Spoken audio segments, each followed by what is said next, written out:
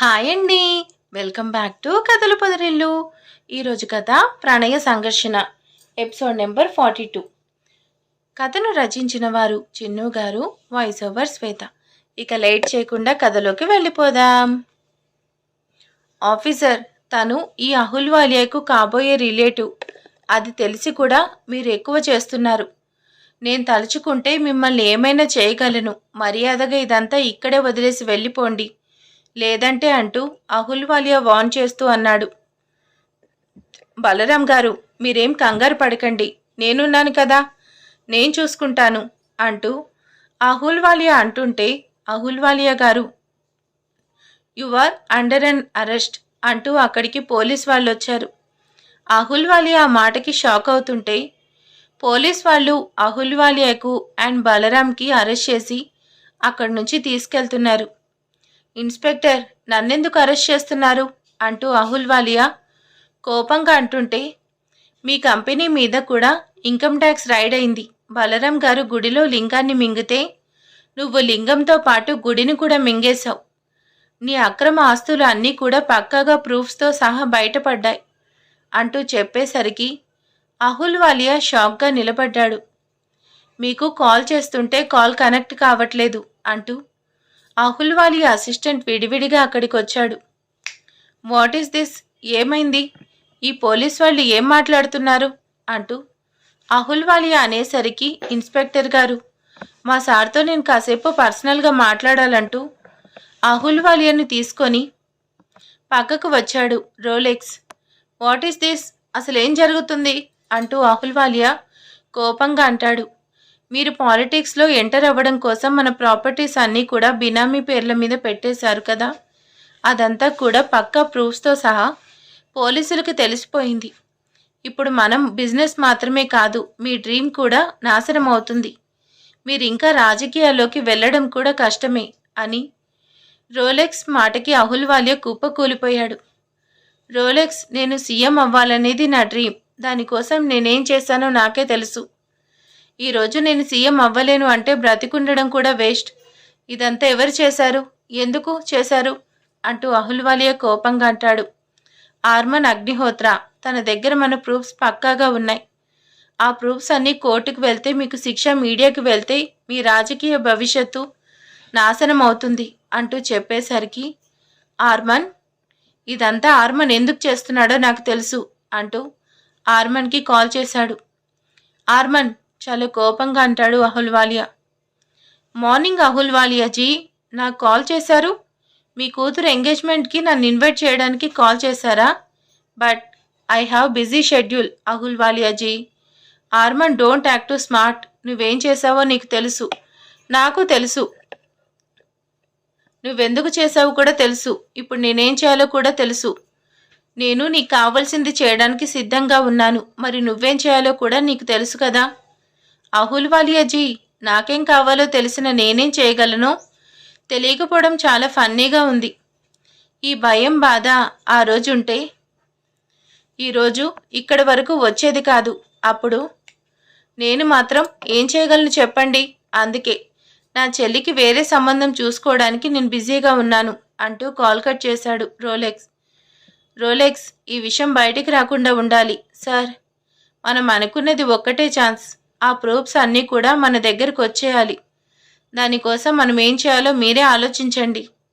మీకోసం anticipatory bail తీసుకొచ్చాను. Just 2 డేస్లో ఈ ఇష్యూ నార్మల్ అవ్వాలంటూ రోలెక్స్ అంటూ బయటకు వెళ్ళాడు. రోలెక్స్ యాంటిసిపేటరీ బెయిల్ని చూపించేసరికి పోలీస్ వాళ్ళు వెళ్ళగానే బలరాం ఇంటిని సీజ్ చేసేసరికి అందరూ కూడా బయటకు వచ్చేశారు. బావగారు, జరిగిందేదో జరిగిపోయింది. మనం ఇదంతా తర్వాత చూసుకుందాం. ముందు మన పిల్లల పెళ్లి జరిపిద్దాం అంటూ బలరాం అనగానే, బలరాం, నీకు ఇంకా ఆలోచన ఉంటే ఇక్కడే మర్చిపో. అదే నీకు నాకు మంచిది. ఈ ఎంగేజ్మెంట్ జరుగుతుందని ఆర్మన్ ఇంత చేశాడు. ఇంకా పెళ్ళి అంటే ఇంకేం చేస్తాడు? నా కూతురు పెళ్లి కోసం నా పొలిటికల్ లైఫ్ని రిస్కులో పెట్టలేను. అందుకే పెళ్ళి ఇక్కడితోనే ఆపేస్తున్నాను అంటూ విశ్లేషణ ఎంత చెప్తున్నా వినకుండా తనని తీసుకుని అక్కడి నుంచి బయటకు వచ్చేశాడు. బలరాం ఆ మాటకి షాక్ అవుతూ అంటే, ఇదంతా కూడా చేసింది ఆర్మన్. వాణ్ణి వదిలిపెట్టను. చెల్లమ్మా, మనం ముందు ఇంటికి వెళ్ళి మాట్లాడుకుందాం పదా అంటూ జయంతిని అనేసరికి, వామ్మో, వీళ్ళంతా వచ్చి నా మీద పడితే నేనేం చేయాలి? ఆస్తి కోసం పెళ్లికి ఒప్పుకున్నాను. ఇప్పుడు ఆస్తులు లేకపోగా వీళ్ళొచ్చి నా మీద పడతారా? డాడ్, పెళ్ళైన ఆడపిల్ల ఇంటికి చూడ్డానికి వస్తే బాగుంటుంది, కానీ ఉండడానికి వస్తే బాగోదు కదా. ఇన్ని రోజులు ఏదైతే ఉందని చేశారో ఈరోజు అదే మీకు భారంగా మారింది. ఆ ప్రాపర్టీస్కి ఫైన్ కట్టాలంటే మనీ కావాలంటే ప్రాపర్టీస్ సేల్ చేయాలి. బట్ అది నా వల్ల కాదు. ఈ టైంలో మీకు ఫైనాన్షియల్కి ఎవరు సపోర్ట్ కూడా చేయలేరు. ఇప్పుడు ఈ ప్రాబ్లమ్స్ నుంచి బయటపడడానికి మీకున్న ఒకే ఆప్షన్ పేరు ఆర్మన్ అగ్నిహోత్ర. మనల్ని ఏం చేయలేక ఇన్ని రోజులు మౌనంగా ఉండలేదు. తనే అనుకుంటే ఒక్క రోజులో మిమ్మల్ని రోడ్డు మీదకి తీసుకొచ్చాడు. ఈ పెళ్లి వద్దని వాళ్లతోనే చెప్పించాడు. ఇంకా నీ కొడుకుతో పెళ్లి చేయించడం పెద్ద కష్టమేం కాదు. నిన్నీ ప్రాబ్లం నుంచి కాపాడేది ఒక్కడే, తన పేరు ఆర్మన్ అగ్నిహోత్ర. కాబట్టి నువ్వేం చేయాలో నువ్వే డిసిషన్ తీసుకో డాడ్ అంటూ గణిత శిరీష్ని తీసుకుని వచ్చేస్తుంటే జయంతి గమ్మున జారుకుంది. మిస్టర్ యారిగెట్, అసలు ఏం జరుగుతుంది ఇక్కడ? అందరూ వస్తున్నారు, వెళ్తున్నారు, నువ్వు మాత్రం ఇక్కడే ఉన్నావు, ఏం చేస్తున్నావు అంటూ భూమి అంటుంటే అప్పుడే ఓ కారు వచ్చి ఆర్మన్ కార్ పక్కనే ఆగేసరికి గణిత దిగడం చూసి భూమి కూడా కారు దిగుతుంది. జయంతి భూమిని చూడగానే తన కోపం సర్రనెక్కేసింది. భూమి మీద ప్రతీకారంతో చూస్తున్న పక్కనే ఉన్న ఆర్మన్ని చూడగానే చెల్లెల కోసం ఇంత చేశాడు, పెళ్ళం కోసం ఇంకెంత చేస్తాడో అనేసి భయంగా చూస్తుంది. ఆర్మన్, నువ్వు చెప్పినట్టే చేశాను, థ్యాంక్ యూ గణిత. నిన్ను అడిగిన వెంటనే హెల్ప్ చేశావు. హెల్ప్ కాదు ఆర్మన్, ఇట్స్ మై రెస్పాన్సిబిలిటీ. నేను నువ్వు అడిగింది చేశాను, బట్ ఇంకోసారి థింక్ చెయ్యి. అలాంటి వాడికి నీ చెల్లితో పెళ్ళి అవసరమా? ఎనీవేస్ యు విష్ అంటూ గణిత అక్కడి నుంచి వెళ్ళిపోయింది.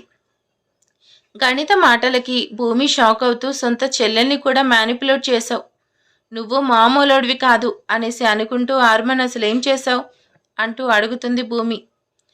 మిసెస్ న్యూసెన్స్, నువ్వేం అడిగావో అదే చేస్తున్నాను, నన్ను ఇరిటేట్ చేయకుండా తమరొచ్చి కారెక్కండి అంటూ ఆర్మన్ కూడా కార్ స్టార్ట్ చేసేసరికి భూమి కారెక్కగానే అక్కడి నుంచి తనని తీసుకుని ఇంటికి వెళ్ళేసరికి హాల్లో ఉన్న బలరాం, ప్రపూర్ణ, చేతుని చూడగానే భూమి మళ్ళీ షాక్ అవుతూ ఆర్మన్ని చూస్తూ లోపలికి వచ్చింది.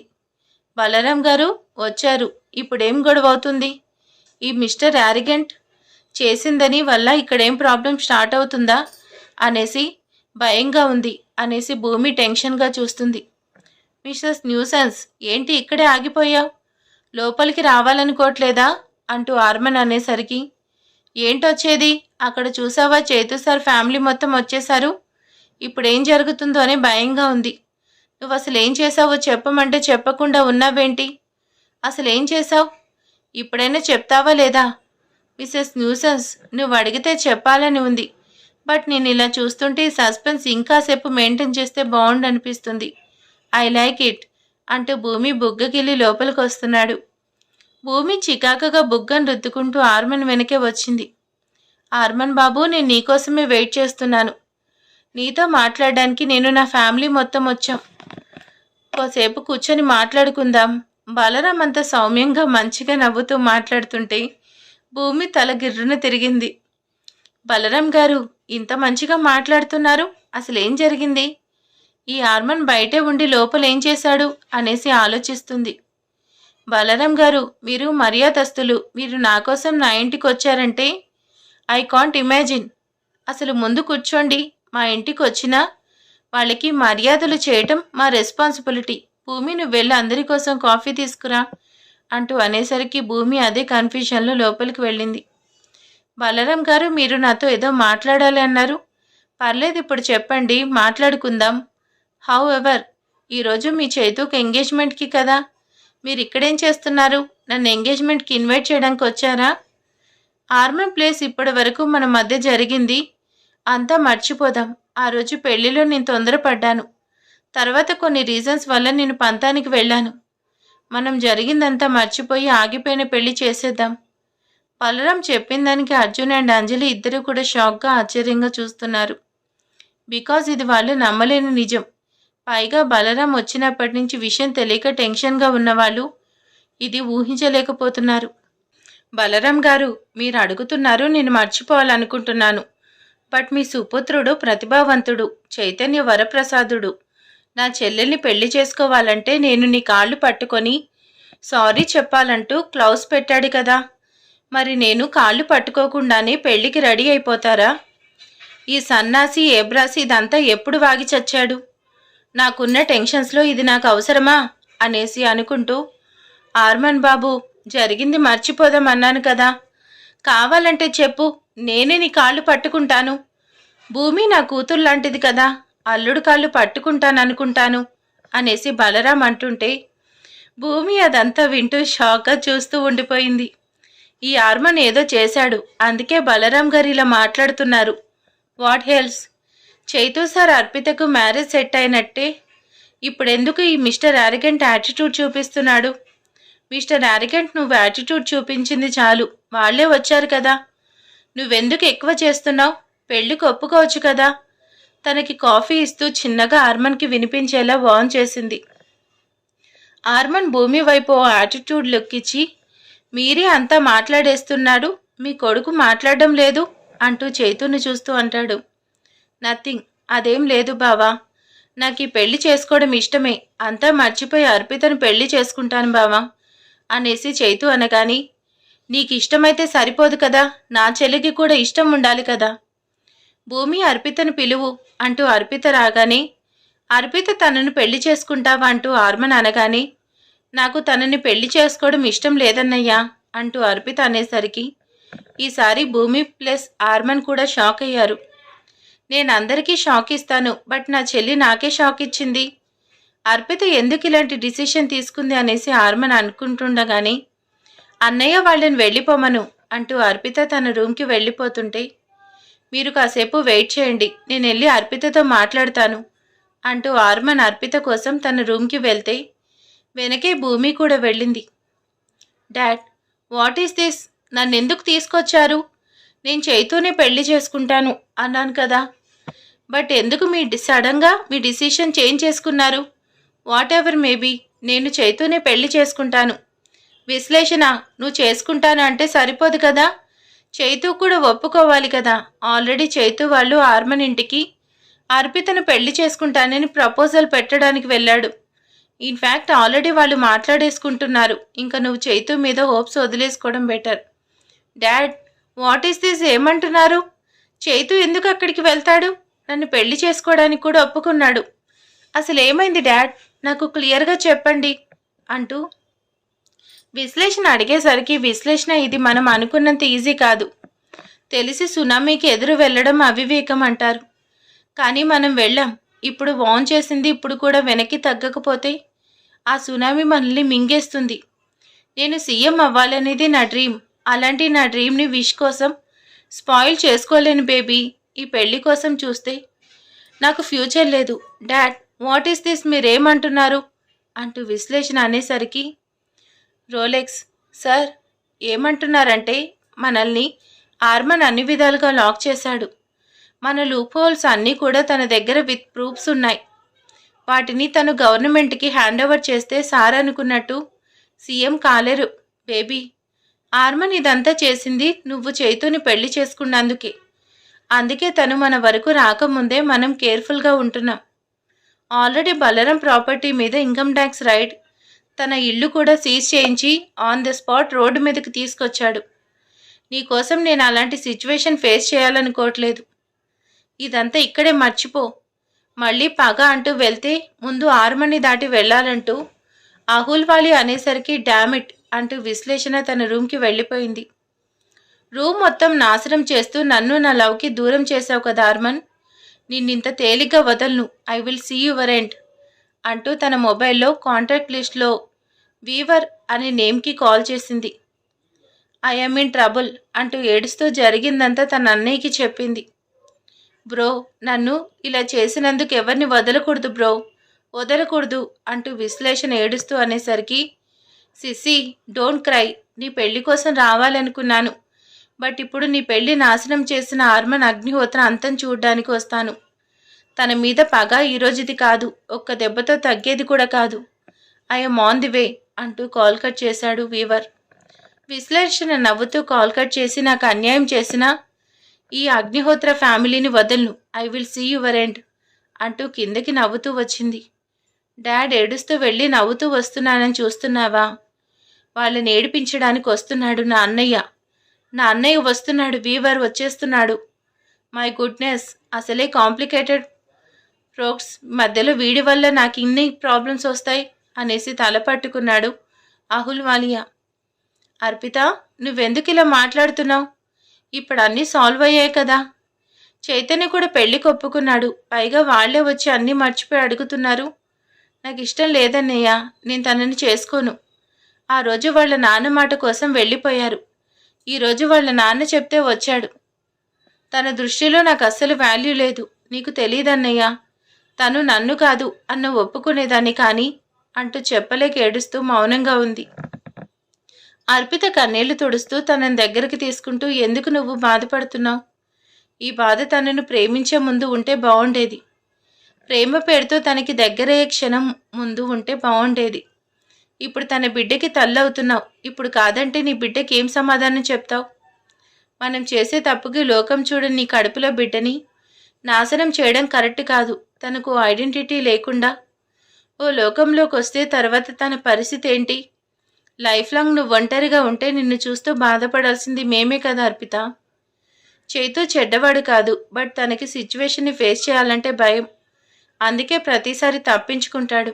కానీ నీ మీద ప్రేమ నిజమే కదా అర్పిత. మనం చేసే తప్పులకి మనం బాధపడాలి, కానీ మన వల్ల మరొకరు కాదు.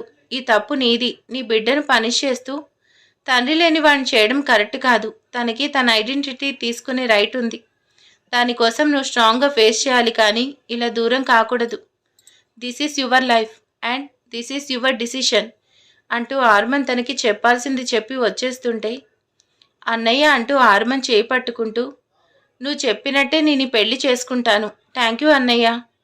రైట్ టైంలో నేనేం చేయాలో చెప్పావంటూ ఆర్మన్ని అనగానే ఆర్మన్ అర్పిత తల మీద చెయ్యేసి దగ్గరికి తీసుకుంటూ, అన్నయ్య అంటే ఎప్పుడూ పక్కనే ఉండడం కాదు, కష్టంలోనే ముందుండడం అంటూ అర్పిత కన్నీళ్లను తుడిచాడు. ఆర్మన్ అర్పితతో చెప్పిన మాటలను వింటూ, ఈ మిస్టర్ యారికంటికి ఇంత బాగా మాట్లాడడం కూడా తెలుసా? నిజమే కదా, తన రైట్ని అడిగే హక్కు ఉంటుంది కదా. నేను తన్ను విషయంలో ఏమైనా రాంగ్గా ఆలోచిస్తున్నానా అని అనుకుంటున్నా. భూమి కళ్ళ ముందు ఆర్మన్ ఆ రోజు తనతో బిహేవ్ చేయడం గుర్తురాగానే అక్కడి నుంచి ఏం మాట్లాడకుండా వచ్చేసింది భూమి. ఆర్మన్ తన చెల్లెలు అర్పితను తీసుకుని బయటకు వచ్చాడు. అందరూ వాళ్ళని చూస్తుంటే ఆర్మన్ చేతుని చూస్తూ, నా చెల్లెలు నిన్ను పెళ్లి చేసుకోవడం ఒప్పుకుంది అంటూ ఆర్మన్ చెప్పేసరికి మిగతా వాళ్ళంతా కూడా హ్యాపీ ఫీల్ అయ్యారు. బావగారు, ఇంకా జరిగింది చాలు, మనం రేపే ఇద్దరు పెళ్లి చేసేద్దాం, మీరేమంటారు అంటూ బలరాం అర్జున్ని చూస్తూ నవ్వుతూ అడిగాడు. ఈ పెళ్లి ఇక్కడ వరకు వచ్చిందంటే కారణం నా కొడుకు ఆర్మన్. తన ఇష్ట ప్రకారమే జరుగుతుంది అని అర్జున్ మాటకి, డాడ్, వాళ్ళు చెప్పినట్టు రేపే పెళ్లి చేసేద్దాం అంటూ ఆర్మన్ చెప్పగానే మంచిది బాబు అంటూ బలరాం అంటాడు. పెళ్లి సంబంధం మాట్లాడుకుని అందరూ బయటకు వస్తుంటే ఆర్మన్ని పక్కకు పిలిచాడు బలరాం. ఆర్మన్ బాబు, ఏం జరిగిందో మీకు తెలుసు కదా, అందుకే మరీ ఇప్పుడు అంటూ నసుకుతుంటే ఆర్మన్ తన చేతిలో చెక్ పెడుతూ, ఇది ప్రాబ్లంకి సొల్యూషన్. ఈ ప్రాబ్లంకి సొల్యూషన్ చూపించిన నాకు ప్రాబ్లం క్రియేట్ చేయడం పెద్ద కష్టం కాదు, నీకు బాగా తెలుసు. ఈ పెళ్లి తర్వాత నా చెల్లెలు కంట్లో నీళ్లు చూసినా అదే మీకు లాస్ట్ డే అవుతుంది. అండ్ మెయిన్ యూ బ్లడీ, నీలాంటి వాడికి అసలు లవ్ అనే రైట్ కూడా లేదు. గుడ్ సన్ కాదు, గుడ్ హస్బెండ్ కూడా కాదు, కనీసం గుడ్ ఫాదర్లా ఉండడానికి అట్లీస్ట్ ట్రై చేయి అంటూ చేతుకి సీరియస్గా వార్న్ చేశాడు ఆర్మన్. ఇంత అర్జెంటుగా పెళ్లి చేయడం ఎందుకు? టైం తీసుకొని గ్రాండ్గా ప్లాన్ చేద్దాం. రేపు పెళ్లి కోసం అన్ని అరేంజ్మెంట్స్ కంప్లీట్ అయ్యాయి. మనం రేపు ముహూర్తానికి వెళ్ళాలంటూ ఆర్మన్ పైకి వెళ్ళిపోయాడు. ఈ మిస్టర్ యారగెంట్ అనుకున్నట్టు పెళ్లి చేయగలడా? ఏదేమైనా ఈ యారగెంట్ కనిపించేంత యారగెంట్ కాదు, తనకి ఎమోషన్స్ ఉన్నాయి అనేసి భూమి తననే చూస్తూ ఉండిపోయింది. నెక్స్ట్ డే మార్నింగ్ పెళ్లిపీటలపై అర్పిత చేతు జంటగా ఉంటే అర్పిత మెడలో చేతు 3 ముళ్ళు వేశాడు. అర్పిత పెళ్లి జరిగే వరకు కూడా భూమి టెన్షన్గా చూస్తుంది. ఇస్ అస్ న్యూసెన్స్, ఏంటి అలా ఉన్నావు? ఈ పెళ్లి కోసం చాలా కష్టపడ్డావు కదా, మరేంటి ఆ ఇష్టం నీ కళ్ళలో కనిపించట్లేదు మిస్టర్ ఆరిగండ్. ఇదంతా నీ వల్లే. అసలేం చేశావు? ఎలా ఒప్పించావు? నువ్వు నా కళ్ళ ముందే ఉన్నావు కదా. నేను అంకుల్ని బ్రతిమలాడాను, చైతూని రిక్వెస్ట్ చేస్తాను. చివరికి అహుల్వాలియా అండ్ తన కూతుర్ని అడిగి చిరాకు కూడా వచ్చింది. బట్ నువ్వేం చేయలేదు కదా. ఇదంతా ఎలా జరిగింది? అసలేం చేశావు? ఉఫ్, ఇప్పుడేంటి? నీకు పెళ్లి జరగడం కావాలి, అయింది కదా. అయినా ఎవరికి ఎలా చెప్తే వింటారో నాకు బాగా తెలుసు మేడం. కాకపోతే నువ్వే తెలుసుకోలేకపోతున్నావు. నన్ను చూసింది చాలు, నేను బాగానే ఉంటానని నాకు తెలుసు. ముందు చూడు అని ఆర్మన్ మాటకి భూమి చిక్కగా నేనేం నిన్ను చూడట్లేదంటూ ఆర్మన్ పక్క నుంచి వచ్చేసింది. నువ్వెక్కడికి వెళ్ళినా మళ్ళీ నా దగ్గరికి రావాల్సిందే కదా. Because you are my destiny అంటాడు ఆర్మన్. మరి ఆ తర్వాత ఏం జరగబోతుంది? ఇంకో విషయం, మరి ఇక రేపటి నుంచి ఒక 3-4 డేస్ ఈ స్టోరీ అనేది రాదు. మ్యాక్సిమం రేపు పెట్టడానికే ట్రై చేస్తాను, ఎందుకంటే మేము శ్రీశైలం వెళ్తున్నాం. సో ప్లీజ్ అందరూ అర్థం చేసుకోండి. మ్యాక్సిమం రేపు అయితే పెట్టడానికి ట్రై చేస్తా.